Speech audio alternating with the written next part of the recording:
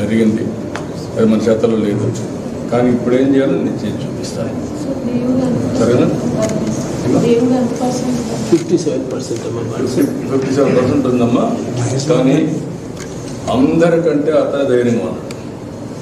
చూశాను, ఇంజనీర్ కదా ఆయన, ధైర్యంగా ఉన్నాడు. నేను మాట్లాడాను, మీరు ఏమదే అందరికీ సార్ కౌన్సిలింగ్ కూడా ఇప్పించమన్నారు. అందరికీ కౌన్సిలింగ్ కూడా చేస్తాం. బయట వాళ్ళు కూడా చెప్పి వాళ్ళకి ధైర్యం ట్రీట్మెంటే కాకుండా ధైర్యం కూడా చెప్పాలి. ఒక్క అతను నేను ఫస్ట్ రెండో అతను మీకు చెప్పిన కూడా చంద్రశేఖర్ మహేష్ బాబు ఏంటంటే ఆ సంఘటన జరగతానే షాక్ అయ్యాడు, అప్సెట్ అయ్యాడు.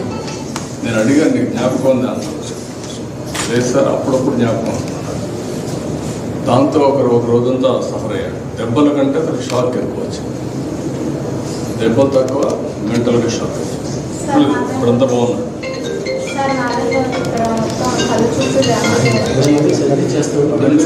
చేస్తారు, ప్లాస్టిక్ సర్జరీ కూడా చేస్తారు. బెస్ట్ ఏమాదే నేను అన్ని మానిటర్ చేస్తున్నా, నిన్నటి నుంచి చేస్తున్నా.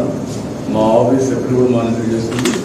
సెక్రటరీ హెల్త్ ఇక్కడికి వచ్చారు, అందరూ ఉన్నారు. అన్నీ చేసి తిరిగిపోతున్నారు. గంటలు సార్ మమ్మల్ని అడుగుతున్నారు ఏంటి పేషెంట్స్ అని. ఇక్కడ ఎంపీలు ఉన్నారు, ఎమ్మెల్యేలు అందరూ. విశాఖపట్నం అక్కడ తెలుసు కదా, బుద్ధిలో ఉన్నారు.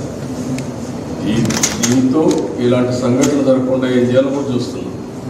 మళ్ళా పునరావృతం కాకుండా చేద్దాం, ధైర్యంగా ఉండండి. అన్ని విధాలు సరేమ్మా? Okay, right.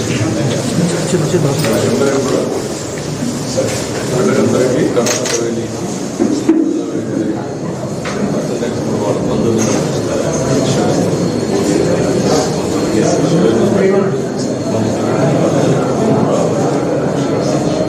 అవన్నీ కూడా అరేంజ్ చేయమంటాను. మీరు వచ్చి చూడడానికి కానీ ఉండడానికి అవన్నీ అరేంజ్ చేస్తాను. Okay, thank you.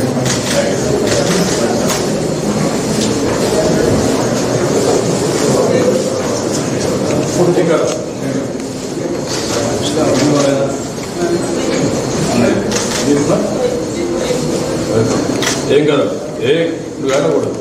ఏడిస్తే ఏమవుతుందంటే నువ్వు ఆయన ధైర్యపడతావు. ఆయన ధైర్యంగా ఉన్నాడు, నువ్వు ధైర్యంగా ఉండాలి. ఇప్పుడు ఏం కాదు, మళ్ళా వచ్చి ఉద్యోగం చేస్తున్నాడు.